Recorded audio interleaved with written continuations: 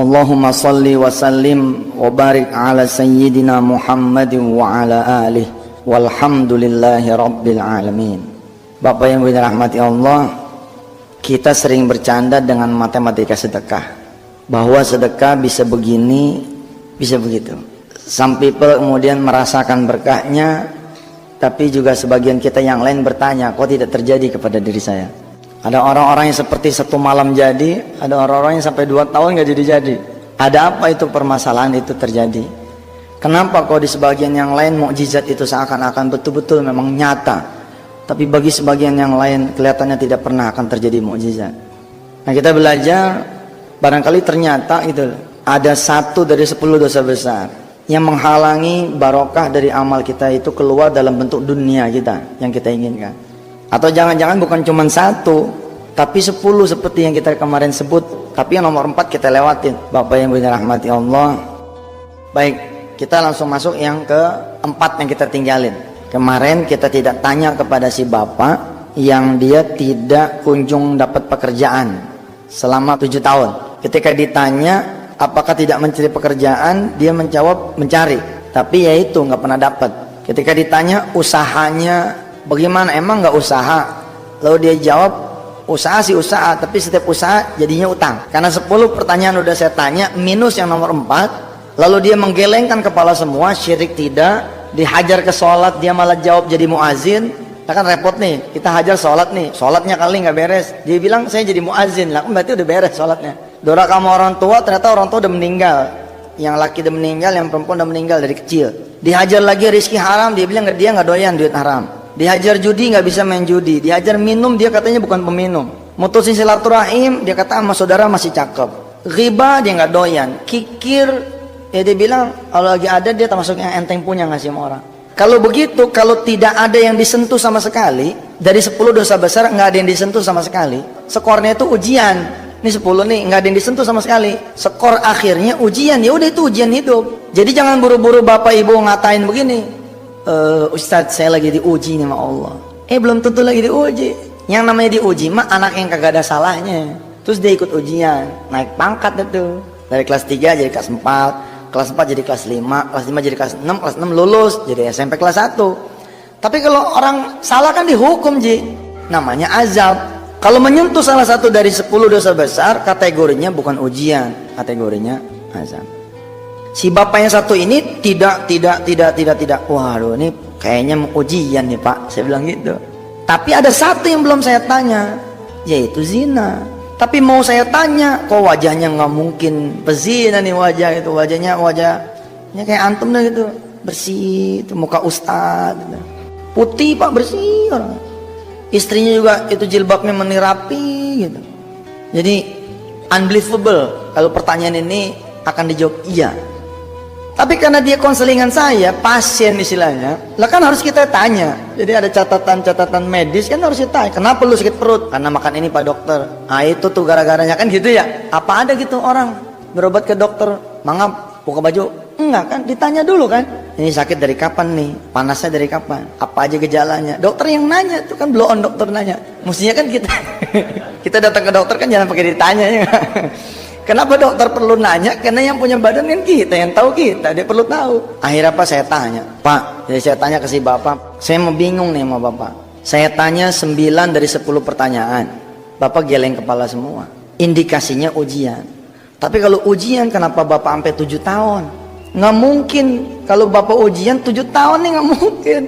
Hati-hati loh, kita punya utang tahunan kalau lunas, weh, bener nih saya ngomong bener nih. Kita punya penyakit tahunan nggak sembuh-sembuh, weh bahaya tuh. Takutnya bukan ujian gitu loh, azab. Kita salah masuk pintu. Pintunya ujian itu cuman sabar Pak, selesai.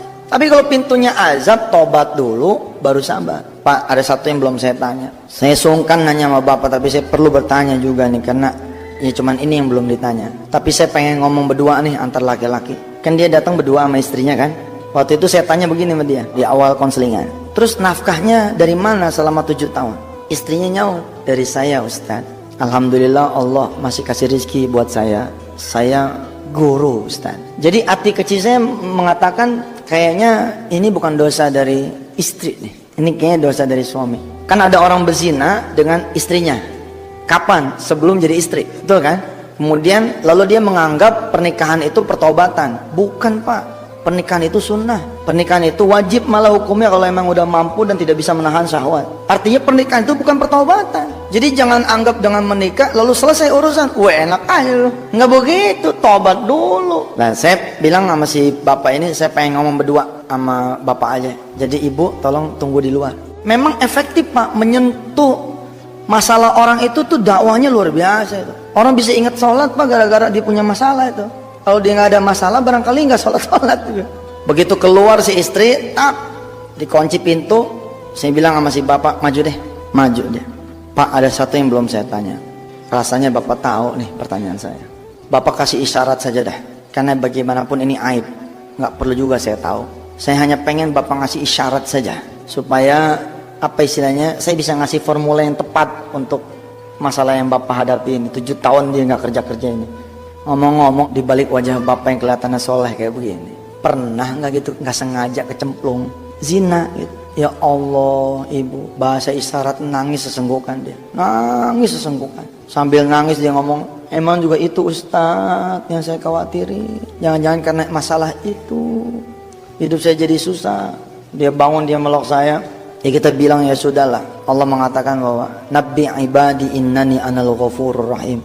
Kabarkan saja sudah kepada hamba-hambaku, aku ini Tuhan yang maha pengampun lagi maha penyayang. Jangan cuma sekali kita zina, 170 kali juga kita zina. Kalau kita datang sama Allah benar-benar minta ampun sama Allah, ampunin. Tapi perkaranya kan banyak orang yang belum minta ampun benar-benar sama Allah.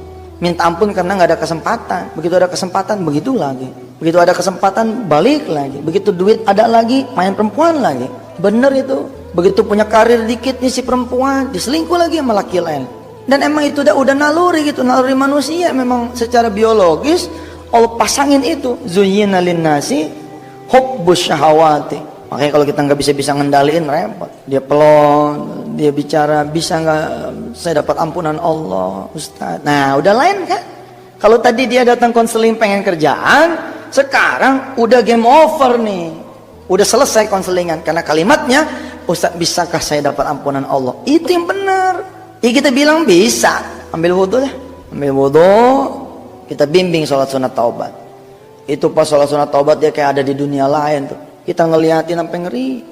Bapak Ibu yang dirahmati Allah, sholatnya dia nangis seperti ada di dunia lain. Terbayang barangkali saat itu dosa-dosa dia dengan perempuan yang kita nggak perlu tahu siapa. Dan saya nggak perlu tahu dong sama siapa, nggak perlu. Nah, saya bilang hanya syarat saja. Bapak Ibu kalau tahu anak berzina itu jangan diumumin kemana-mana. Menjadi sunnah buat bapak ibu, udah dijaga aja. Urusannya di kamar aja berdua sama anak, suruh tobat gitu. Nggak boleh kita. Saya pernah sekali tuh ngaji mu'alim gitu tuh. Ngaji mu'alim sekali, bercerita si orang tua bahwa anaknya sudah berzina, lalu dia pengen menikah. Apakah saya harus menyuruh anak saya terus terang sama laki yang baru ini, sama calon suaminya atau gimana? Kata mu'alim, kubur selamanya. Nggak perlu itu orang lain tahu. Allah sudah menjaga rahasia kita, jangan sampai dibuka. Dan ternyata hadisnya ada itu. Hadisnya ada di kitabnya ada tuh. Itu hebat kan Allah kan. Artinya Allah hanya perlu pengakuan saja dari kita, bukan kita ngumumin kemana-mana gitu. Allah hanya perlu pengakuan, berdua dengan dia, selesai. Luar biasa Allah ya. Habis itu Pak, orang yang nanya sama saya, sambil nangis dia sekak matanya, dia sekak mukanya. Ustadz hubungannya apa ya? Hubungannya apa kata dia? Zina sama ketutup pintu rezeki dia selama 7 tahun. Saya jawab pakai Quran. Itu ada di surah Al-Furqan, surah ke-25 ayat 68. Walladzina la yad'una ma'allahi ilahan akhara wa la yaqtuluna an-nafsa allati harramallahu illa bil haqqi wa la yaznun. Wa man yaf'al dzalika yalqa athama. Kata Allah, jangan sampai kita jadi orang-orang yang menduakan Allah, la yad'unam Allah ilahan akhara. Kemudian wala yaqtuluna nafsal lati haramallahu illa bil haq.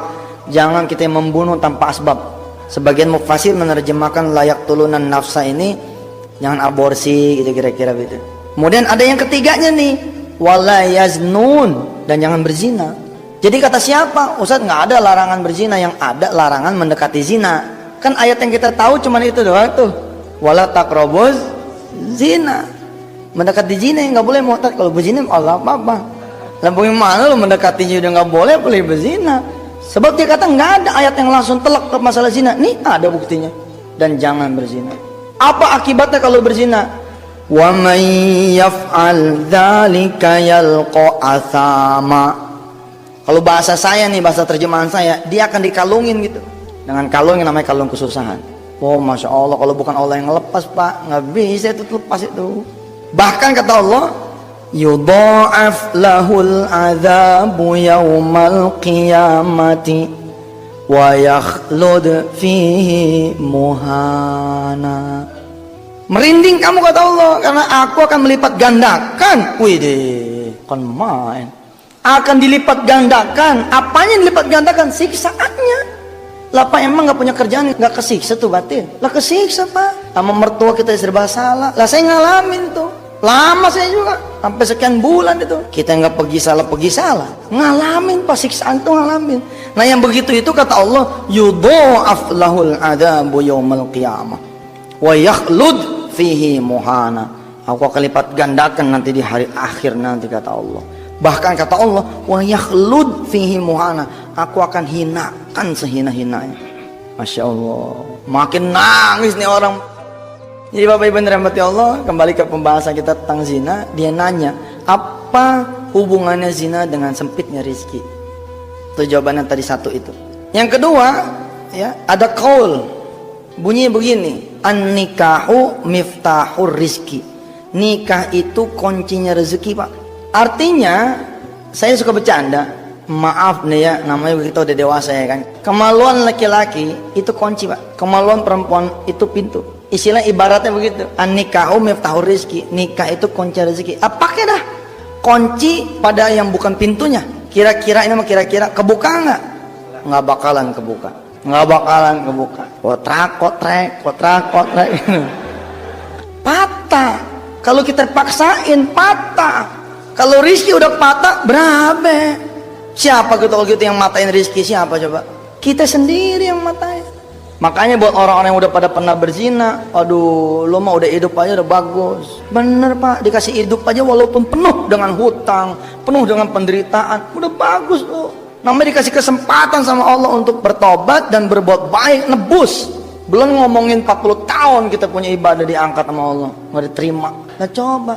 Satu celup 40 tahun Pak. Lah orang namanya berzina satu malam tuh bisa 2-3 ronda. Kalau berzina memang kekuatan setan Pak. Kalau kita udah jadi laki bini, kadang-kadang nggak datang tuh setan.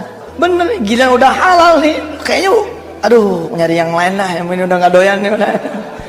Saya ini ngomong apa adanya nih, mohon maaf ya. Ya emang kajian kita kajian tentang zina kan. Lah kalau satu malam 2-3 kali berarti sudah 80 atau 120 tahun. Sedangkan umur kita berapa? Masya Allah. Nangis lagi ini orang. Terus tadi ayatnya udah kita bacain tadi, surat Toha. Wa man a'rada an dzikri fa inna lahu ma'isyatan dhanka. Dibikin sempit Allah. Shit, ini sempit. Hidupnya sempit. Wa nahsyuruhu yaumal qiyamati a'ma. Udah nangis tengah keruan. Tapi saya bilang sama dia, Pak, Bapak mah untung saya bilang, alhamdulillah Allah cuma ngambil pekerjaannya Bapak. Rizki kan banyak Pak, betul nggak? Pekerjaan rizki, anak rizki nggak? Rizki. Sekarang Bapak Ibu jadi tahu apa pasal ada orang yang berumah tangga nggak punya anak? Jangan-jangan bisa jadi karena dia sudah berzina. Allah nih sebagai ongkos perbuatan maksiatnya itu Allah angkat dia anak. Artinya seumur-umur dia nggak akan punya anak. An-nikahu miftahur rizki. Nikah itu kuncinya rezeki. Rizki kita sepakati apa saja yang merupakan kebaikan itu rizki. Maka anak pun kita sepakat merupakan rizki. Jadi kalau ada sepasang suami istri yang mendahului pernikahan dengan berzina dulu, lalu kemudian Allah takdirkan dia nggak punya anak, lu jangan nangis. Jangan nangis. Emang begitu udah. Ustadz kejem banget ya. Nanti ada yang rahmatnya. Artinya kan Allah Maha Pengampun. Kejar dulu tuh ampunan Allah, baru peluang punya anak dia terbuka. Gawat loh Pak kalau udah ditarik masalah anak tuh Pak. Waduh, nyari kemana coba? Nyari ke Singapura, nyari ke Australia, nyari ke sana kemari, tetep baik nggak punya anak. Dia nggak sadar rizki yang berupa anak udah Allah delete, udah Allah hapus. Apalagi coba rizki? Hubungan rumah tangga yang harmonis rizki nggak? Rizki. Ada nggak orang berumah tangga baru 6 bulan kemudian pisah? Ada nggak? Banyak. 2-3 bulan pisah. Banyak. Ditanya sama mertua, ditanya sama temen, kenapa lu baru aja kawin? Ah, gua nggak cocok. Bukan sebab nggak cocok lu pacarannya kelamaan, ngawal-ngawal nggak pugu lagu. Begitu dinikahin, Allah bilang cabut. Rizki berupa langgengnya rumah tangga cabut. Aku tidak berkenan memberikan dia umur rumah tangga yang panjang, cabut. Kita sepakat kan? Rizki itu apa saja sepakat, termasuk hubungan rumah tangga yang panjang gitu. Disharmonis, artinya rumah tangga yang nggak harmonis. Bisa juga terjadi begitu kan?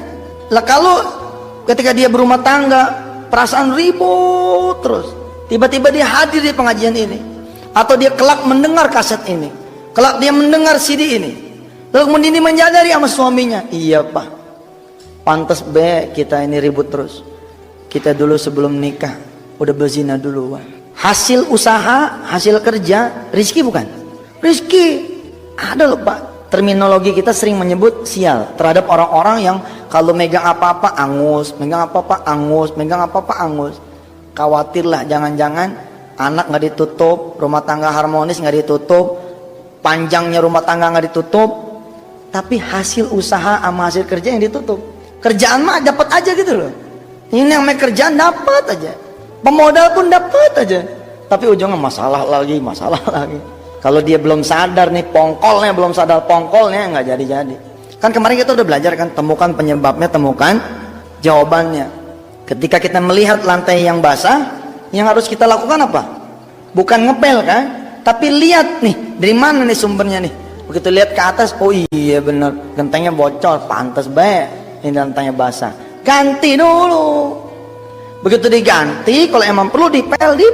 Kadang-kadang malah nggak perlu dipel pak, beres sendiri. Tapi ingat. Kemarin saya tutup tuh kajian yang kedua dengan kalimat begini, bahwa pengetahuan kita akan 10 dosa besar hanya untuk kita, untuk menilai diri kita sendiri, bukan untuk menilai orang lain. Karena celaka nanti. Begitu reuni ketemu teman, ini anak ente nih, iya anak ente mana? Waduh, anak udah lama nih nikah belum punya anak. Zina nih. Iya nggak begitu bos, gitu. Buat kita boleh lah gitu, tapi sifatnya private, berdua kita colek teman kita sini. Gua ngeliat lu susah banget, gua khawatir lu masuk 10 dosa besar. Itu pak, kalau bapak ngomongnya cakep, masuk ke hati temen tuh, pasti dia nanya apaan aja sih. Kalau kita tahu mukanya bang saya muka pezina, embat dulu nomor 4, nggak perlu nomor 1 dibacain dulu, langsung aja nomor 4, ente zina kali ini gitu. Yang halus pak, kalau yang halus jatuhnya nggak haram. Kita nggak boleh nanya sama orang zina nih, nggak boleh. Hukumnya mengatakan nggak boleh. Kayak dokter aja lah, nggak semua dokter punya hak meriksa kan? Kalau anda tidak punya license dokter, ditangkap ente. Buka praktek, kira-kira begitu. Jangan sembarangan juga, ada kompetensi masing-masing wilayah. Jadi fenomena kawin cerai fenomena baru kemarin diberitain Agustus. Jadi Desember dicerai. Lalu kemudian menyatakan di depan TV, menyatakan di depan teman, menyatakan di depan saudara bahwa ternyata ada sifat-sifat dia yang saya tidak cocok. Ternyata baru ketahuan sekarang. Bukan. Itu mau asbab aja, wasilah aja gitu. Aslinya dicabut sama Allah. Celaka tuh pak. Cerita selanjutnya saya nggak paham apakah dia kemudian mendapatkan pekerjaan atau tidak, saya nggak paham. Tapi yang menarik pak, malam itu juga datang kepada kami seorang anak muda. Wah, begitu duduk saya tanya sama nih anak, ente masih muda begini masalahnya apaan? Ustadz, bahasa dia nih, kalau saya nggak punya masalah masa iya saya datang ke sini. Ya udah cerita cepetan, masalahnya apa, udah malam nih. Ustadz, saya cuman sopir Ustadz. Waktu dia nyebut cuman sopir, marah tuh saya. Oh ente emang ya nggak bersyukur ya. Banyak orang pengen kerja apa saja walaupun tidak digaji, yang penting kerja, ada eksistensi. Ente udah dikasih kerjaan sama Allah jadi sopir, ngomong aneh cuman sopir. Wah nggak bener nih. Udah pulang lah, masalah ente mah cuma satu, kagak syukur. Bener pak. Terus iseng saya tanya, gajinya berapa jadi sopir? Emang kurang jadi sopir gajinya? Tuh dia jawab, gaji anak 2,8. Wih, apalagi 2,8 lu jadi sopir 2,8. 2003 loh pak waktu itu kita ya, 2003 sopir 2,8 masih teriak. Tapi saya bingung sih, emang ada sopir 2,8? Anak kerja 2 tempat saya. Anak kerja di manajer anak, tapi anak kerja juga di kantor anak. Jadi gaji double dari manajernya juga, dari kantornya juga. Apalagi 2,8 gajinya itu udah pulang dah. Pulang. Ente mah cuma kurang syukur. Enggak ada masalah, ente mah cuma kurang syukur aja dah. Sono terima. Masih banyak saudara-saudara ente yang malah belum kerja apa-apa. Lagi ente mah jadi sopir gue 2,8, Masya Allah. Dia nyaut. Tapi Ustadz, saya lulusan UGM. Begitu dia nyebut lulusan UGM, saya suruh duduk. Berarti ente emang masalah. Lo yang bener aja Pak, lulusan UGM jadi sopir. Kira-kira kalau kita jadi orang tuanya juga nggak redo kita juga. Bohong aja lah. Ada yang ngomong gini, Ustadz sing penting kerja. Bohong. Perasaan hati kecil kita sebagai orang tua juga akan ngomong, ngapain lu gue sekolahin tinggi-tinggi kalau cuma jadi sopir aja mah. Bukan saya ngecilin pekerjaan sopir, maaf saya salah ngomong nih. Artinya saya beristighfar, mudah-mudahan Allah nggak, kita punya maksud nggak begitu dah. Bukan meremehkan pekerjaan. Cuman saya pikir dia nyebut nih, yang menarik kita belajar disebut ujian kapan? Kalau masanya tidak terlalu lama. Namanya orang SD 6 tahun, ujiannya berapa hari? 6 hari. SMP 3 tahun, ujiannya berapa hari? 3 hari. Kalau ente sekolah SD 6 tahun, ujiannya 6 tahun juga. Sekolah apaan tuh? Lah tiap hari ujian gitu. Walaupun sih kalimat Allah mengatakan Tabarakalladzi biyadihil mulku wa huwa ala kulli syai'in qadir alladzi khalaqal mauta wal hayata, gitu kan, liyabluwakum ayyukum ahsanu amala.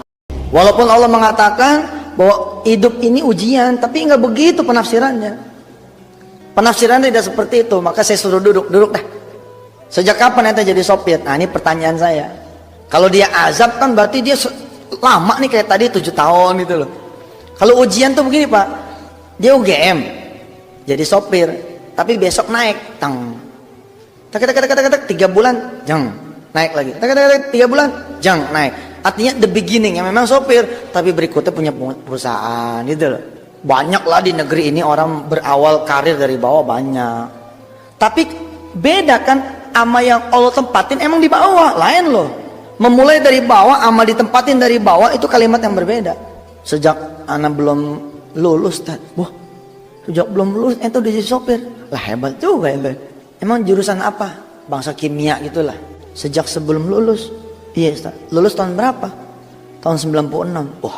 96 ke 2003 berapa tahun? 7 tahun. Ente bilang sebelum lulus, berarti 95 ente udah jadi sopir. Iya Tan. Gimana ceritanya? Begini Tan.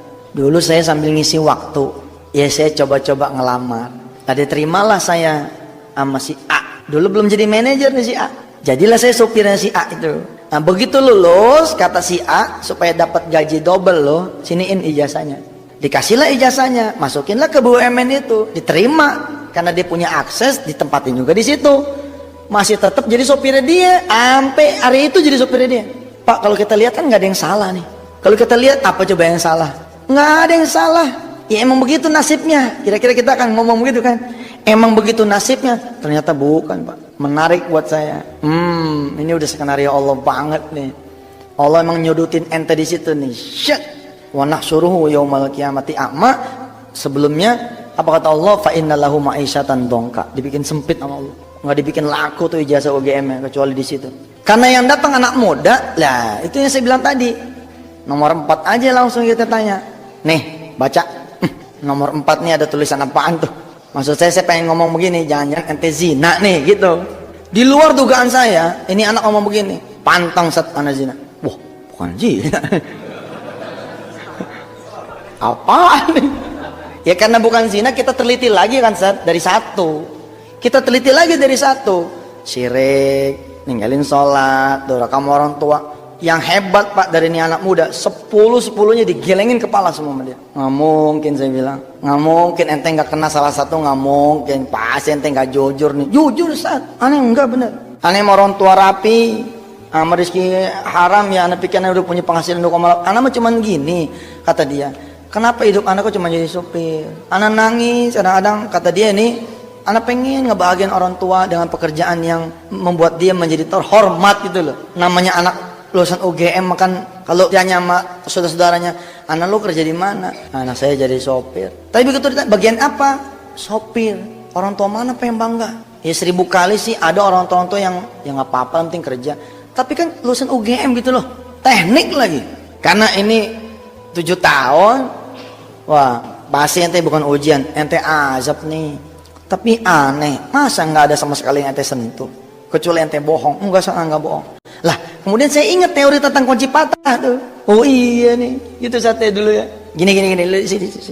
Ini deket, kuncinya sih emang gak patah, tapi barangkali grepek, somplak. Kita punya motor Yamaha pak, adik kita motornya Honda. Karena kita buru-buru, main sabet aja nih kunci, set, masukin nih. Kan nggak masuk tuh, tapi kita paksain. Dua-duanya dol pak. Lah lubangnya dol, kuncinya juga dol.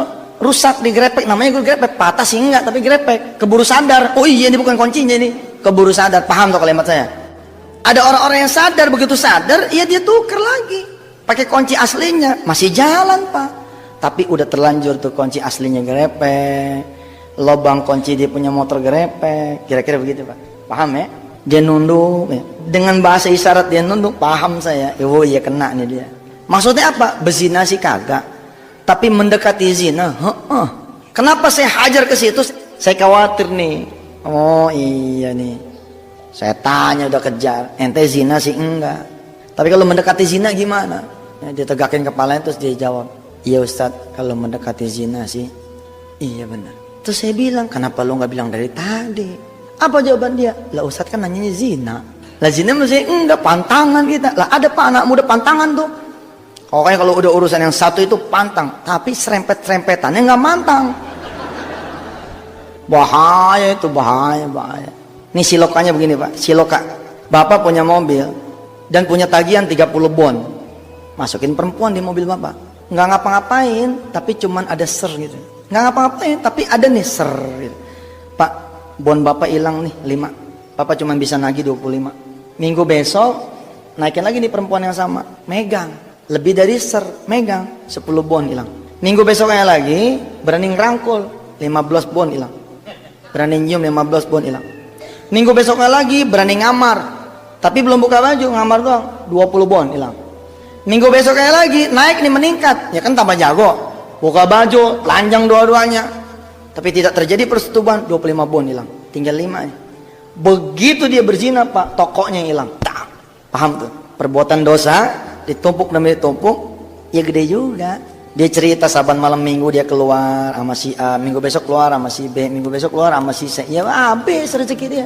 Anda ini logika nih, andai dia berzina saat itu, jangan kan naik itu loh karirnya, sopir juga kagak tuh. Bener itu. Untung dia masih selamat tuh, yang saat itu masih kejaga, masih jadi sopir dia. Alhamdulillah ini. Hati-hati, apalagi di sini masih banyak anak muda, ada adik-adik saya juga. Perhatian. Kalau sampai lu pada hidup susah, mah bohong dah. Kalau hidup mah bener mah juga nggak bakalan susah. Alah Ustadz so tahu, saya kan ngalamin. Ana nih yang ngalamin sendiri, kata orang-orang yang saya kasih tahu nih. Kan kalimat orang tua kita tuh, kalau hidup bener mah masih lu susah sih. Itu kan tanda kenapa hidup kita susah, tandanya nggak bener, gitu aja udah. Selesai itu Pak, alhamdulillah beres nih. Ya ayyatuhan nafsul mutmainnah, irji'i ila rabbiki radiyatan mardiyah, fadkhuli fi ibadi wadkhuli jannati. Tinggal bapak ibu mikir dah, pribadi-pribadi masing-masing. Kalau perlu jangan tunggu nanti pulang ke rumah, iya, belum tentu lo hidup. Memang dirasa dari 10 dosa besar ada yang dilanggar, ya udah tungguin maghrib, udah mojok aja sana. Tapi jangan diincer pak, oh dia mojok, oh dia kena nih katanya. Salah lagi aja. Jadi nggak ada yang mau mojok nanti di tengah gitu.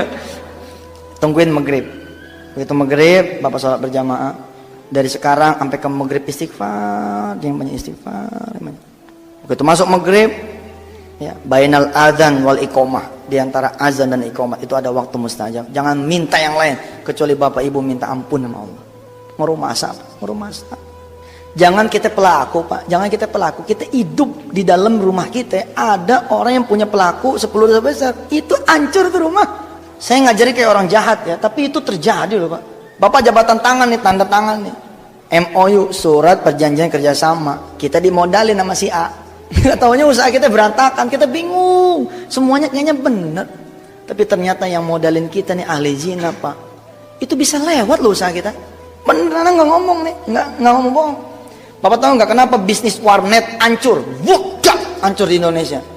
Boleh teliti, Pak, boleh teliti. Saya sih ngomong kejagoan memang. Terlalu jauh saya ngomong. Tapi di mana ada warnet yang tidak dipakai untuk mengakses yang porno-porno? Di mana ada warnet? Hah? Di Indonesia ini, wala fi Jakarta, wala fi kampung gitu, yang tidak dipakai buat akses, memang begitu gituan. Bukan soal sekarang bisnis warnet, bukan, karena dipakai yang begitu. Menjelang maghrib, kita istighfar terus, nggak perlu saya pandu, udah begitu dah. Nanti dari maghrib pas azan sampai iqomat, jangan ada permintaan lain kecuali kita minta diampuni sama Allah. Kalau bahasa Jawanya apa? Kulo nyuwun ngapura gitu ya. Ini separuh saya bilang separuh saya Jawa. Kulo nyuwun ngapura dah begitu. Kita minta ampun bae sama Allah udah begitu. Kemudian maghrib sholat, habis sholat bapak cepet deh sholat tobat, sholat. Aduh Pak, kita belum sempat tobat nih kalau lewat sakratul maut nih, aduh. Saya ngomong kayak begini juga kejauhan juga, terasa saya paling benar, terasa saya paling suci, enggak juga Pak. Saya juga masih prihatin dengan dosa-dosa saya, masih prihatin. Saya punya utang kayak begitu gedenya juga ada riwayatnya itu. Riwayat 10 dosa besar juga sama. Cuman yang mananya rahasia gua aja sama Allah dah. Ya, jangan nanya lu sama gua yang mana tat. Begitu saya buka Quran, tak yang pertama bara'atum minallah ya. Bara'atum minallah. Walladzina ahadtum minal musyrikin. Oh iya benar. Tahu saya dosa saya apa. Habis namanya anak muda kan demen mager-magerin, demen ilmu-ilmu ini ilmu itu, nama anak muda ya kan. Kita jadi pengusaha kecil disuruh, ada teman anak ngomong, "Tat, pokoknya kalau buat magerin ente mah kayaknya Masya Allah dah. Ente kesana lagi. Kita kemakan. Iya juga ya, usahakan perlu dipagerin. Mulailah kita jalan. Coba Pak. Kenapa kita tidak cukup mengatakan hasbunallah wa ni'mal wakil, ni'mal maula wa ni'man nasir, la haula wa la quwata illa billahil aliyil azim. Mudah-mudahan dengan hadirnya sentra-sentra kuliah, saya bisa lagi menyapa masalah, menyapa hajat orang banyak. Dan mohon maaf kepada yang tadi saya sebut, jangan tersinggung. Karena memang saya kepengen saya bersih itu. Yusuf Mansur bukan segala-galanya lah. Bukan berarti lo nemuin gue juga bakalan selesai urusannya. Nemuin Allah baru selesai semuanya. Bahwa saya sudah manggil anda kemari, sudah bersilaturahim, ya itulah keuntungan kita sebagai sesama muslim. Kita udah bisa silaturahim. Masalah solusi malah kapan aja insya Allah Allah kasih kalau mau udah waktunya mah. Baik ibu bapak dan Allah, kita tutup pengajian kita dengan membaca doa kafatul majelis. Silakan nanti merenung masing-masing. Silakan nanti beristighfar masing-masing, silakan nanti berdoa untuk keperluannya masing-masing. Hanya ada anda dan Allah berdua. Semoga Allah mengampuni anda dan mengampuni kita semua yang ada di sini. Dan mudah-mudahan yang mendengar nanti lewat kajian kaset atau CD, mudah-mudahan Allah bukain juga segala pintu rahmat bahwa kita berlindung jangan sampai kita kena, kita berdoa jangan sampai anak keturunan kita kena dosa-dosa besar juga. Mudah-mudahan dah. Subhanakallahumma wa bihamdika astaghfiruka asyhadu an la ilaha illa anta astaghfiruka wa atubu ilaih. Terima kasih, mohon maaf kalau ada salah-salah katanya. Assalamualaikum warahmatullahi wabarakatuh.